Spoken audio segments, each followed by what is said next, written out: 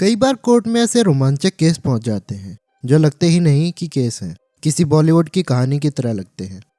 इस केस में भी वो सब था, रहस्य, रोमांच, षड्यंत्र और जादू। और इसलिए ये केस बना भारत में हुए सारे केसेस में सबसे दिलचस्प केस। तो इस केस में ऐसी क्या दिलचस्प बात थी, चलिए जानते हैं इस केस की पूरी कहानी इस वीडियो में।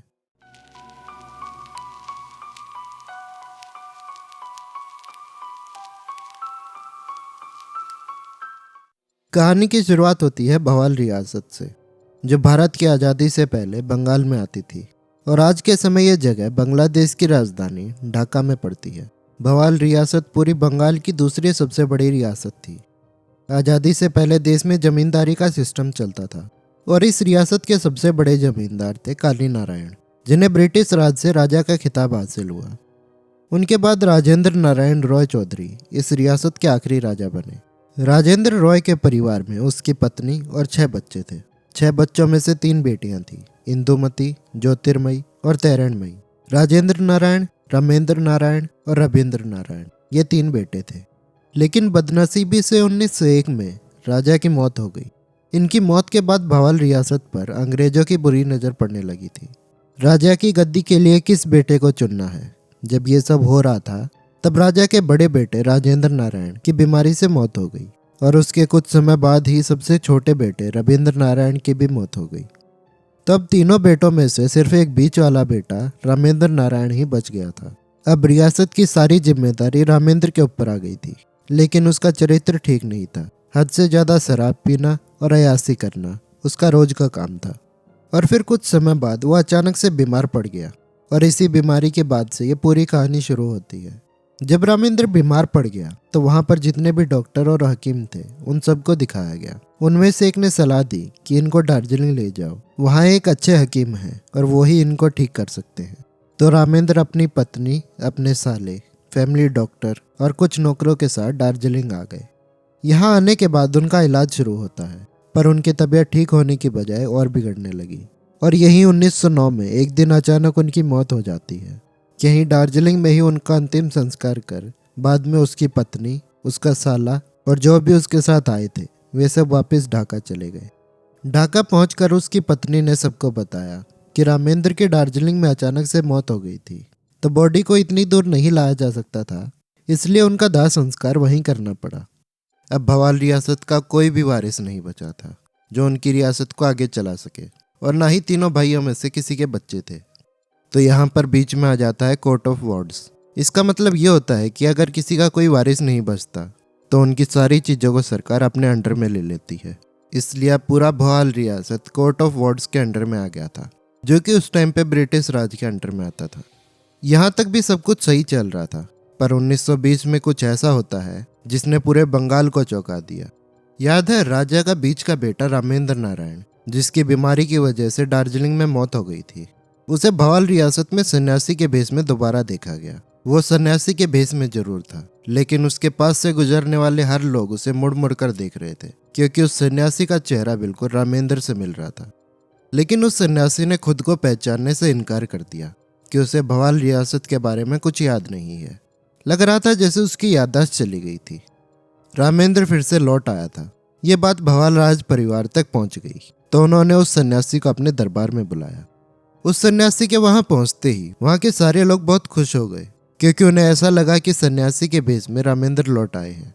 लेकिन भवाल राज परिवार ने यह बात मानने से इनकार कर दिया कि यह रामेंद्र नहीं हो सकता, क्योंकि रामेंद्र तो 11 साल पहले ही मर चुका है और उसका दाह संस्कार भी किया जा चुका है। उन्हें लगा कि यह आदमी कोई फ्रॉड ही है, जिसका काम वो सन्यासी खुद कर रहा था, बिल्कुल चुप रहकर और अपने आप को ना पहचान कर। पर उसको सामने देख वहां के सारे लोग बहुत खुश थे। वे लोग सन्यासी को अपना राजा मानने लगे थे और उसे जमींदारी भी देने लग गए थे। पर इन सबके बावजूद एक दिन अचानक उस सन्यासी की याददाश्त वापस आ गई। उसे सब याद आ गया कि वह भवाल राज परिवार का दूसरा बेटा रामेंद्र ही है। उस सन्यासी ने लोगों को बताया कि दार्जिलिंग में उसे जहर दिया गया था, लेकिन वहां के नागा साधुओं ने उसकी जान बचा ली और इतने सालों से वो उन साधुओं के साथ ही रहा, क्योंकि उसकी याददाश्त चली गई थी। समय निकलने के साथ साथ उनके परिवार के लोग भी अब उसे रामेंद्र मानने लगे थे, सिवाय उसकी पत्नी को छोड़कर। इसी दौरान में परिवार के और कुछ बाहर के लोगों ने उन्हें कहा कि तुम ही अब एक लौते वारिस बचे हो इस परिवार के, तो इस रियासत को कोर्ट ऑफ वॉर्ड से तभी लिया जा सकता है जब तुम इस पर अपना हक जताओगे। लेकिन सन्यासी को राजपाट में कोई दिलचस्पी नहीं थी, इसलिए उसने साफ इनकार कर दिया कि वह कोई हक नहीं जताएगा। कई साल ऐसे ही बीत गए। अब उस पर परिवार के साथ साथ रियासत के लोग भी कुछ ज्यादा ही दबाव डालने लगे थे। तब 1933 में उसने ढाका कोर्ट में केस डाल दिया और कहा कि मैं ही रामेंद्र नारायण हूँ और भवाल रियासत का इकलौता वारिस बचा हूँ और मैं ही राजा हूँ। कोर्ट में केस अब आगे बढ़ा, पर उनकी पत्नी अब भी इस बात को मान रही थी कि वह सन्यासी उनका पति नहीं है। पर बाकी परिवार के लोग अब मान चुके थे कि वह सन्यासी रामेंद्र ही है। कोर्ट में सारे सबूत दिखाए गए, बर्थमार्क से लेके शरीर पर लगे सारे निशान, हजारों लोगों के बयान भी लिए गए।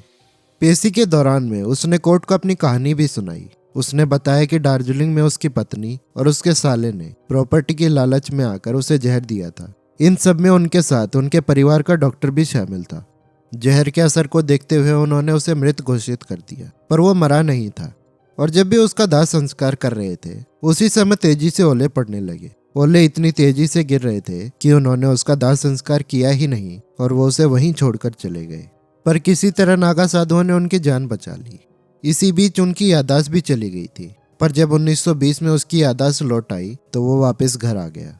कोर्ट ने जब उसकी इन सारी बातों को सुना और सारे सबूतों को देखा तो कोर्ट को भी यकीन हो गया कि यह सन्यासी रामेंद्र ही है। 1936 में ढाका कोर्ट ने अपना फैसला रामेंद्र के हक में सुनाया और कहा कि रामेंद्र ही इस रियासत का असली वारिस है, इसलिए रियासत इसे सौंप दी जाए। लेकिन कुछ महीनों बाद अक्टूबर 1936 में रामेंद्र की पत्नी और रियासत के कुछ लोग जो ढाका कोर्ट के फैसले से खुश नहीं थे, उन्होंने कलकत्ता हाई कोर्ट में इस केस को चैलेंज किया। पर 14 अगस्त 1939 में हाई कोर्ट ने उनके चैलेंज को डिसमिस कर दिया और ढाका कोर्ट के फैसले को बरकरार रखा। बात यहाँ पर भी आकर नहीं रुकी थी। रामेंद्र की पत्नी ने इस बार ब्रिटिश सरकार का साथ लिया और इस केस को प्राइवी काउंसिल यानी सुप्रीम कोर्ट ले गई। उस समय सुप्रीम कोर्ट लंदन में हुआ करता था। अब यह केस लंदन तक चला गया था, पर 30 जुलाई 1946 को प्राइवी काउंसिल ने भी उनकी अपील खारिज कर दी। केस अब खत्म हो चुका था और पूरा बंगाल खुशियों से झूम रहा था। वे अपने राजा रामेंद्र नारायण के पुनर्जन्म की खुशियां मना रहे थे। पर कहानी यहाँ भी खत्म नहीं होती। इसके बाद इस कहानी में अचानक एक नया मोड़ आता है। रामेंद्र को अपनी राजा की गद्दी तो मिल गई थी, पर वो गद्दी पर बैठने से पहले मंदिर में जाकर पूजा करना चाहते थे। वो जैसे ही मंदिर की सीढ़ियों पर चढ़ रहे थे, अचानक तेज दिल का दौरा पड़ने से उनकी मौत हो गई। उन्हें डॉक्टर के पास भी ले जाया गया, पर तब तक वो मर चुके थे। एक लड़ाई जो 1933 से लेकर 1940 तक 13 साल चली। एक आदमी जो 1909 में मर गया और 1920 में वापस अपने घर आ गया। कुल मिलाकर 1909 से लेकर 1940 तक 37 साल के बाद अंजाम ये हुआ कि सारी चीजों और कानूनी लड़ाइयों के बाद जब गद्दी सामने आई, उस गद्दी पर बैठने से ऐन पहले रामेंद्र की मौत हो गई। कुछ लोगों का मानना है कि रामेंद्र की मौत इस बार भी अचानक से नहीं हुई थी। इस बार भी उसे जहर दिया गया था ताकि वो गद्दी पे ना बैठ सके। और वहीं उनकी पत्नी और कुछ लोगों का यह भी कहना था कि वह सन्यासी रामेंद्र था ही नहीं। झूठ बोलकर वो गद्दी अपनाना चाहता था, इसलिए भगवान ने उसे सजा दी। ये दो बातें बंगाल में बहुत फैली थी, पर सच क्या था इसका खुलासा आज तक नहीं हुआ। आज की वीडियो के लिए बस इतना ही। मिलते हैं एक नई वीडियो के साथ। कहानी कैसी लगी कमेंट करके जरूर बताएं। वीडियो को लाइक और शेयर करें और अगर चैनल को सब्सक्राइब नहीं किया तो प्लीज़ सब्सक्राइब जरूर कीजिए। Thank you.